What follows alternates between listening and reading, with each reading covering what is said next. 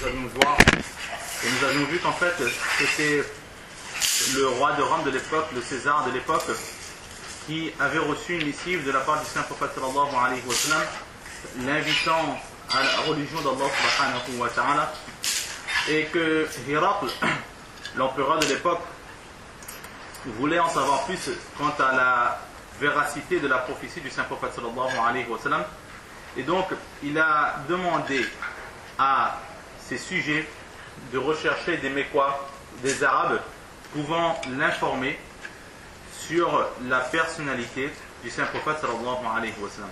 Et nous avons vu que c'était Abu Sufyan, un sahabi radiallahu ta'ala an, qui s'est converti sur le tard, qui est allé à la rencontre de Héracle, alors qu'à ce moment de l'histoire, il n'était toujours pas musulman.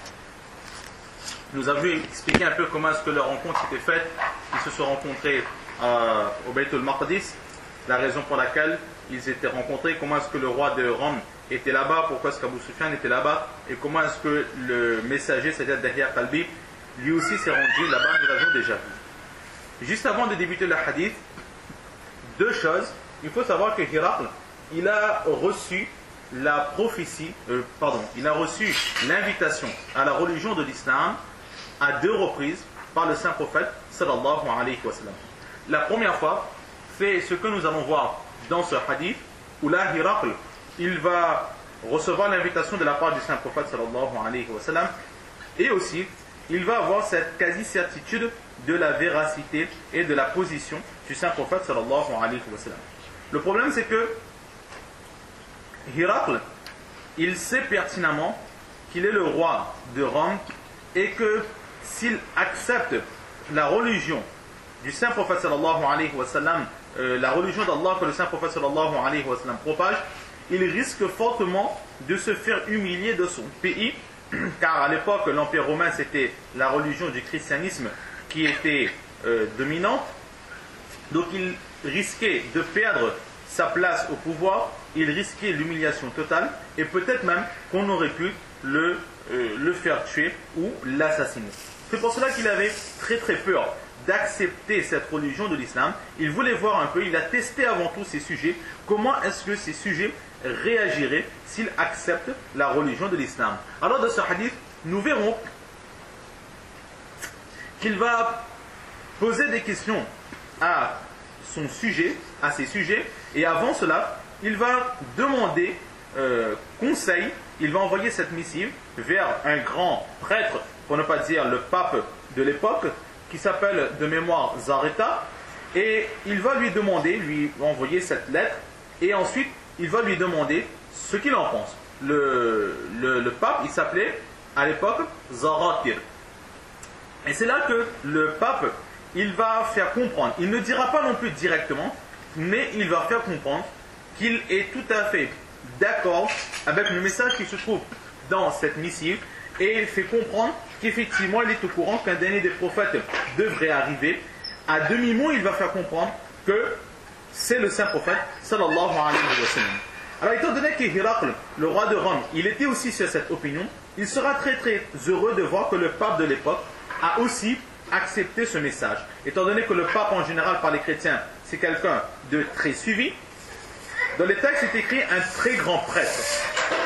Nous employons le mot pape, peut-être que ce n'était pas le pape, mais un autre prêtre d'une très grande envergure.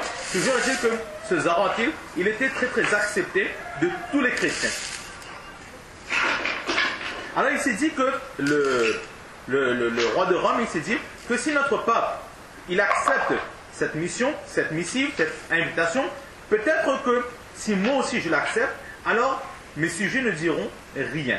Toujours par précaution, qu'est-ce qu'il fera? Il va inviter ses plus proches sujets, il va fermer toutes les portes, il va monter sur un piédestal, sur une strade ou quelque chose de hauteur, et là, il va questionner ces sujets ou encore les faire comprendre que qu'est-ce qui se passerait s'ils acceptaient la religion de l'islam.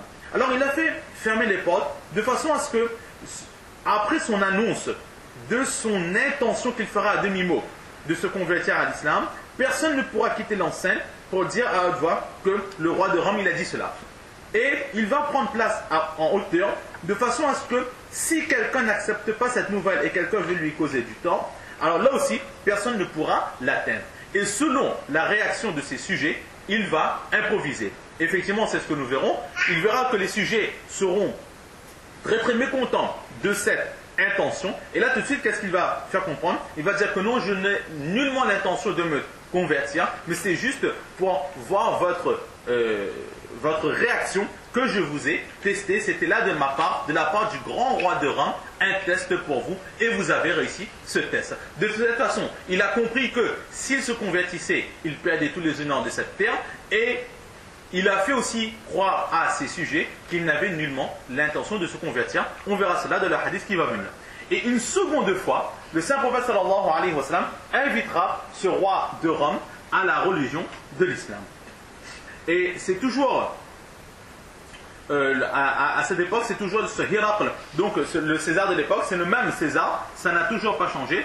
Et là, il va recevoir une seconde invitation de la part du saint prophète sallallahu alayhi wa sallam, toujours de la part de Dihya Kalbi. Et là, de la même façon, il va dire qu'il y a un prêtre qui est très très accepté par tous les chrétiens. Alors on voit ta lettre, il dit à Dihya Kalbi radiallahu ta'ala d'aller voir ce prêtre avec cette missive du saint prophète sallallahu alayhi wa sallam et de voir sa réaction. Quel est ce prêtre cette fois-ci? Alors les textes ne nous précisent pas. Est-ce que c'est le premier prêtre Zaratil ou est-ce que c'est un autre prêtre? Nous ne savons pas. Mais toujours est-il que Hazrat Dihya Kalbi radiallahu ta'ala, il va aller voir ce prêtre qui a été mentionné par le roi de Rome, Héraclius. Et en voyant cette invitation vers l'islam, le prêtre dira à Hazrat Dihya Kalbi radiallahu ta'ala que sois témoin que j'ai accepté la religion de cet homme, de ce Mohammed sallallahu alayhi wa sallam. J'ai amené foi en lui et j'ai amené foi en la prophétie du saint prophète sallallahu alayhi wa sallam. Il va prendre un bain rituel, un roussal, il va changer de vêtements et c'est là que devant tout le monde, il va faire cette annonce que j'ai accepté la religion de l'islam et je vous invite vous aussi à réciter la kalima shahadat, la kalima de l'unicité d'Allah subhanahu wa ta'ala et de la prophétie du saint prophète sallallahu alayhi wa sallam. Mais aussitôt cette annonce faite, les sujets, les chrétiens, les habitants de Rome vont immédiatement assassiner ce prêtre. Donc, c'est-à-dire que le prêtre, lui, il a accepté l'islam, mais le peuple ne l'a pas accepté et le peuple va considérer ce prêtre comme un traître et on va le tuer. Lorsque Héraclius il a appris cela, alors là aussi, il s'est dit que si le prêtre qui était autant accepté, il a été assassiné par sa conversion, alors très certainement, moi aussi je perdrai tout si je viens me convertir. Alors là aussi, il va refuser la religion de l'islam. Et quand est-ce que cette invitation sera faite? Ce sera au moment de la guerre de Tabouk. Et à la guerre de Tabouk, le Héraclius, il dira de sa bouche « Inni muslimun » que je suis musulman. Dit au prophète que je suis musulman. Mais là, le saint prophète sallallahu alayhi wa sallam, il fera cette annonce que Héraclius a menti. Il n'est pas musulman, il est toujours chrétien. Sa langue a dit qu'il était musulman pour me plaire, mais son cœur est toujours dans le christianisme par crainte de perdre ses richesses mondaines. Donc là, c'est deux fois où Héraclius, il va être invité vers la religion de l'islam par le saint prophète sallallahu alayhi wa sallam. Alors nous, pour aujourd'hui, nous allons essayer de débuter ce hadith. Et étant donné que nous avons déjà raconté un peu les circonstances de cette rencontre, etc.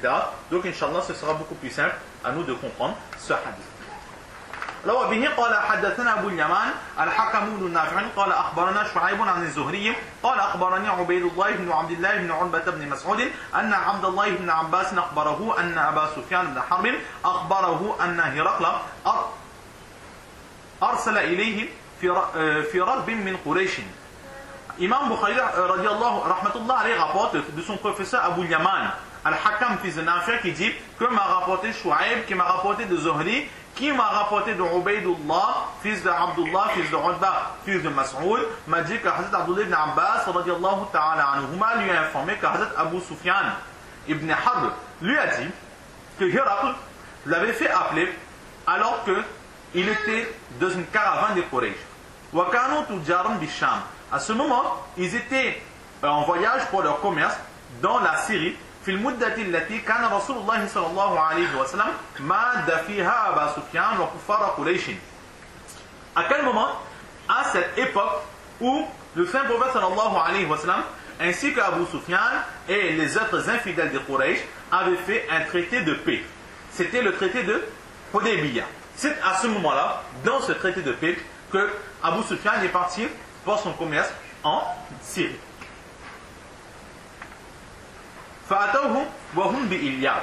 Et là, Abu Sufyan va aller à la rencontre de Hira alors qu'il sera au Beit al-Maqdis à Jérusalem. Nous avons déjà vu comment est-ce qu'ils se sont rencontrés là-bas. La semaine dernière, nous avons vu cela. Alors, Hirakl, le roi de Rome, va inviter Abu Sufyan dans son assemblée. Et tout autour de Hira,